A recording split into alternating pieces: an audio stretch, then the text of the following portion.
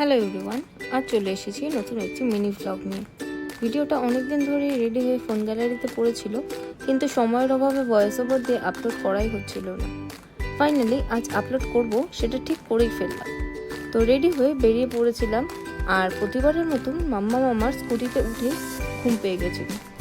আজ আমরা গিয়েছিলাম বাড়ির খুব কাছে উত্তরপাড়ার অবনীন্দ্রনাথ ঠাকুরের বাগান বাড়িতে। সবুজে ঘেরা খুব শান্ত নির্জন একটি পরিবেশ। বাড়িটি গঙ্গার একদম পাশে হওয়াতে আরও বেশি করে যেন আমাদের মন টানছিল। যারা কলকাতার আশেপাশে থাকো, ভাবছো কিছুক্ষণের জন্য একটু ব্রেক নেবে, তারা কিন্তু অনায়াসে ফ্যামিলি নিয়ে এখানে আসতেই পারো। দৈনন্দিন জীবনের কোলাহলের মধ্যে এইটুকু শান্তির জায়গায় খুঁজ পাওয়া কিন্তু খুবই কঠিন।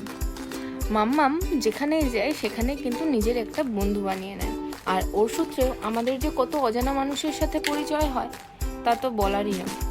তো যাই হোক, আজকে মিনি ব্লগটা এখানেই শেষ করছি। দেখা হচ্ছে নেক্সট কোনো মিনি ব্লগে।